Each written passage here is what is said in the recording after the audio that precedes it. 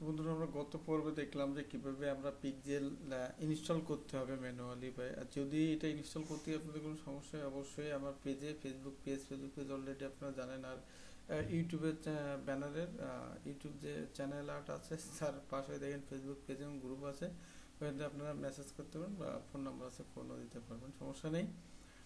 এবং ফেসবুকের দেখবেন ডে বাই ডে আমি কয়েকদিন আগে আমি ক্লাস নেওয়ার সময় এখান থেকে মেবি ফেব্রুয়ারির 10 বা 12 তারিখে যে স্ক্রিনশটটা আমি পরে দেখাচ্ছিলাম ওগুলো হচ্ছে 10 বা 15 তারিখের একটা, কিন্তু নতুন আপডেট আবার এরকম দিয়ে দিছে, একেবারে নিউ দিয়ে দিছে। এখানে ওরা অহরহ এটা আপডেট নিয়ে আসতে থাকে। তো আপনার যদি কাজ করতে গিয়ে আপনি এই টিউটোরিয়ালটা 1 মাস পরে দেখতে পারেন, 2 মাস পরে দেখতে পারেন, 6 মাস পরে দেখতে পারেন। কাজ করতে গিয়ে যদি কোনো সমস্যা মনে করেন তো অবশ্যই বলবেন। আমি আমার জায়গা থেকে সাধ্যমতো চেষ্টা করব এবং আমি আপনার প্রয়োজন হলে স্ক্রিন লাইভ সাপোর্টও দেবো, সমস্যা নেই। তবে আপনার আগ্রহটা থাকতে হবে যেটা আপনি করবেন সেটা। এখন দেখেন আজকে আমরা দেখব যে অ্যানালিটিক্স রিপোর্ট। তো মনে করেন আমার অনেকগুলো অ্যাড অলরেডি রান করা আছে বা অলরেডি অ্যাড কমপ্লিট হয়ে গেছে, তো সেগুলোর আমি অ্যানালিটিক্স রিপোর্ট কীভাবে দেখব। তো যে কোনো একটা অ্যাড আমি এখানে নিয়েছি যে এটার কীভাবে কেমন কি অ্যানালিটিক্স ছিল কিনা। তো আমি এখানে এই যে ভিউ চার্টে যদি ক্লিক করি, ক্লিক করার পরে আমি এখানে দেখতে পাবো যে আমার এখানে টোটাল কস্ট ছিল $5.91। ঠিক আছে। আর এইখানে মেসেজিং, আমার একটা মেসেজিংয়ের পারপাসে ছিল, মেসেজিং হয়েছে 29টা মেসেজ হয়েছে আর 812 জন লোকের কাছে এটা পৌঁছাইছে।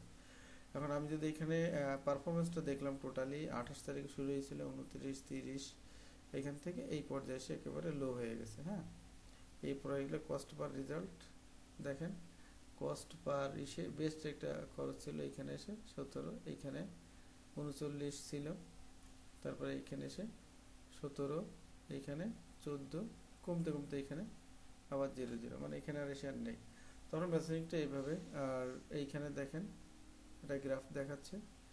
আর এইখানে এসে ডেমোগ্রাফিকে যদি যান আপনি, তো ডেমোগ্রাফিকে আপনি যে বিষয়টা পাবেন মেন ওমেন, আপনি যদি ওমেন আছে শুধুমাত্র এই যে মেন, এই যে যে রিলেটেড আমার অ্যাপটা ছিল তার ভিতরে হচ্ছে 18 থেকে 24-এর ভিতরে কয়জন ছিল, মেন ছিল 45%।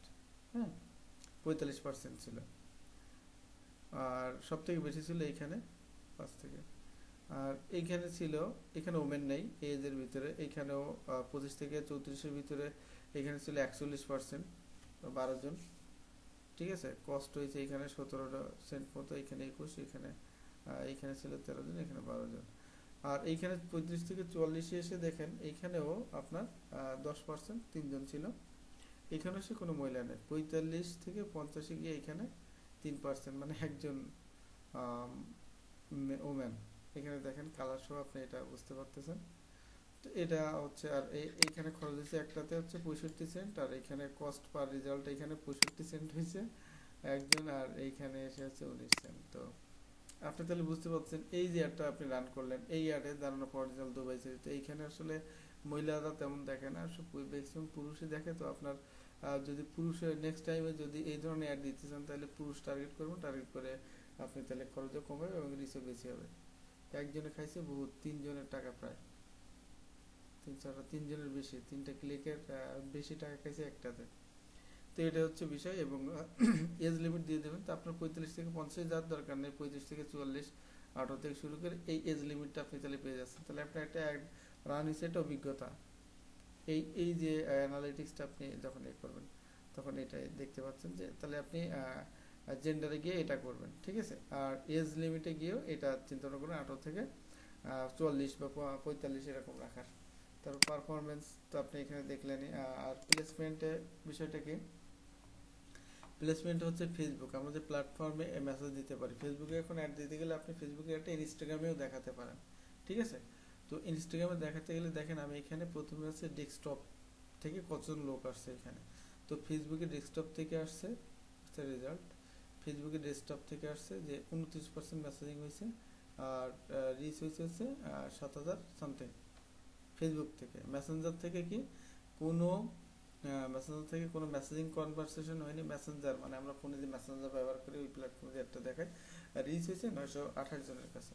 কিন্তু ডেস্কটপ থেকে হয়েছে দেখেন সব থেকে বেশি 29টা মেসেজিং 29টা মেসেজিং কনভারসেশন হচ্ছে ডেস্কটপ থেকে, আর 7,126 জন লোকের কাছে পৌঁছেছে মেসেজ প্ল্যাটফর্ম থেকে, মেসেঞ্জার থেকে আপনার কোনো মেসেজিং হয়নি।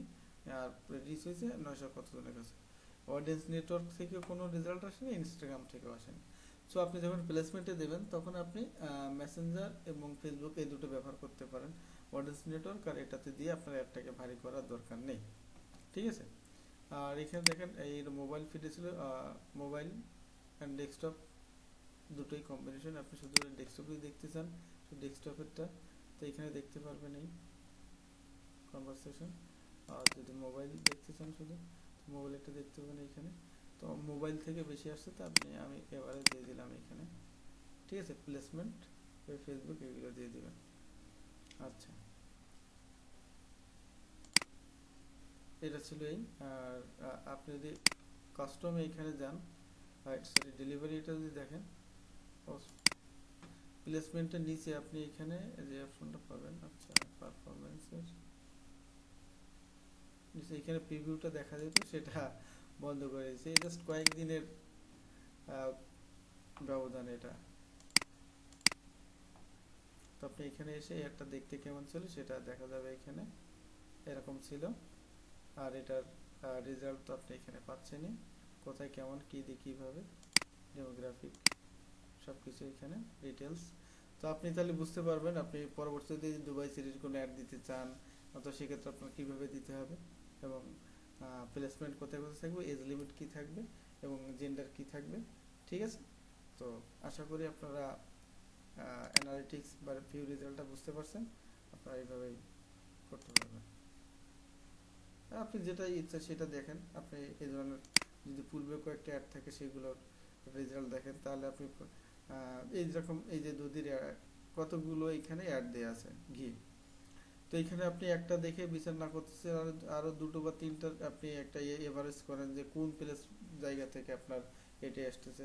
যেমন আমি এটা যদি ওপেন করি, তো এইখানে আমি যদি ডেমোগ্রাফিক দেখি, তো এইখানে 35 থেকে 54 মোটামুটি মেন ওমেন অ্যাভারেজ আছে, 18 থেকে সব ইসে আছে। তাহলে এটা দেখলাম, একটা দেখলাম।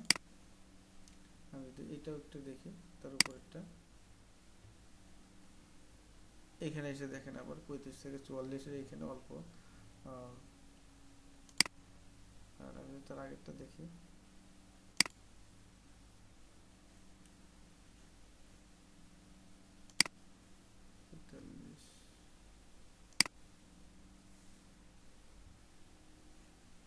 আপনার এই 34 থেকে 45 এই এজের বেশি আসতেছে। ঠিক আছে, এই এজের বেশি আসতেছে। আর প্লেসমেন্টটাও আমি দেখি ফেসবুক থেকে বেশি, ইনস্টাগ্রাম বা মেসেঞ্জার থেকে তেমন আসতেছে না। এমন ওগুলো প্লেসমেন্টটা যদি দেখি, এটার প্লেসমেন্টটা